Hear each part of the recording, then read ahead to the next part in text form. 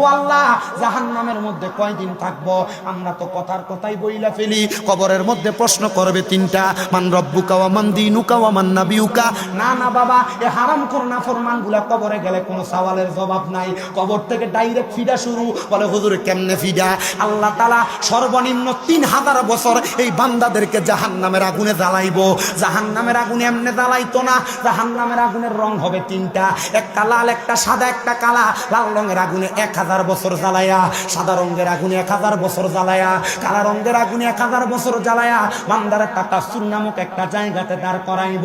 দাঁড় করানোর পরে ওই বান্দাকে প্রশ্ন করবে, বান্দা কি বলো, বলো কি বলবা বলো। ওরে বন্ধু, আপনি কোন অন্যায় করলে কেউ যদি মাত্র 3টা বেতের বাড়ি দিয়ে আপনি আপনার অন্যায়ের কথা স্বীকার করবেন, তখন তো বান্দা মাফ চাওয়ার কথা, আল্লাহ আমারে মাফ করে দাও। বান্দা তখন মাফ চাইবে না, বান্দা 3বার বলবে পানি পানি পানি। এই ময়ে ময়ে 3বার শব্দটা ব্যবহার কইরা বান্দার জবান দিয়া যখন বের করবে, ওই বান্দাটা তখন এই চিৎকারের সাথে পানির কথা বলবে।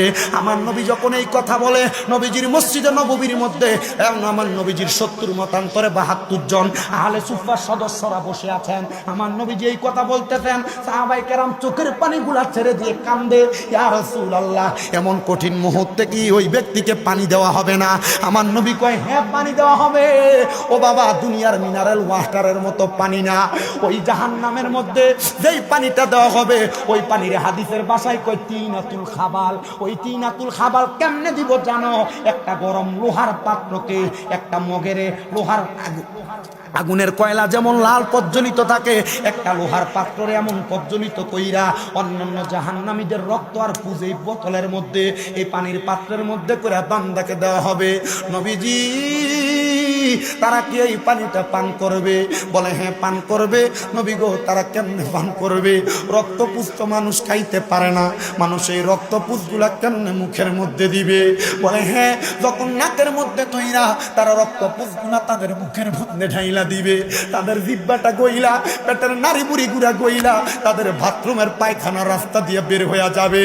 ও মুসলমান, নামাজ চাইরা দাও তোমার বিষয়, রোজা চাইরা দাও তোমার বিষয়, ইবাদত চাইরা দাও তোমার বিষয়, হারাম খাও তোমার বিষয়। কবরে গেলে যদি এই শাস্তিগুলা মরণ থেকে ভোগ করতে পারো তোমার ব্যাপার। তুমি দুনিয়াতে পাঁচটা পাপে কাজ করো, আমার কোনো অসুবিধা নাই, গুনার কাজ করো অসুবিধা নাই, তবে মরার পরে শাস্তিগুলা সামান্যভাবে হইলেও উপভোগ করা লাগবে। এবার সাহাবায়ে কেরাম এই কথা শুই না 40 জন সাহাবায়ে কেরাম বেহুশ হয়ে পড়ে রইছে। আনাস ইবনে মালিক রাদিয়াল্লাহু তাআলা আনহু বলে, আমি তাকে দেখলাম বাকি 30 জন সাহাবী গড়াগড়ি করে কান্নাকাটি করতেছে। আমি দিগাইলাম, নবী ও মায়ার নবী গো, নাফরমান বেআমলের জন্য আপনি এই কথাটা বললেন, কিন্তু মায়ার নবী যারা মুমিন, যারা আমলওয়ালা, তাদের ব্যাপারে কিছু বলেন না। আমার নবী আল্লাহর কোরআনুল কারীম তেলাওয়াত করে শোনাই, ইন্নাল্লাযীনা আমানু ওয়া আমিলুস সলিহাতি উলাইকা হুম খায়রুল বারিয়াহ। নিশ্চয় যারা ঈমান আনে এবং নেক আমল করে, এরা হইল দুনিয়ার সবচাইতে উত্তম ব্যক্তি। এবার আল্লাহর নবীর তিরমিজি শরীফের আরেকটা হাদিস শরীফের ব্যাখ্যা করতে যাইয়া আমাদের কুমিল্লা আলিয়া মাদ্রাসার হেড মুহাদ্দিস হুজুর উনি বলতেছে, ইমানদার বান্দা মরার সময় এমন কষ্ট পাবে না। আমি জিজ্ঞাসা করলাম, হুজুর বেঈমানের মরণের অবস্থার বয়ান করলেন, এক হাদিস পড়াইলেন 3 দিন লাগায়া, ইমানদারের হাদিসটা জানি কয়দিন লাগায়া পড়ান? হুজুর কয়, বাবা ইমানদারের হাদিসটা পড়তে গেলে অনেক লম্বা হাদিস, আমি শর্টকাট সময় তোমাদেরকে পড়ায়া শোনায়া দেই। আমার হুজুর আমার কাছে বলতেছে, ও বাবা শোনো, ওই দিন ক্লাসের মধ্যে যায় দেখি ছাত্র শুধু আমি হুদায়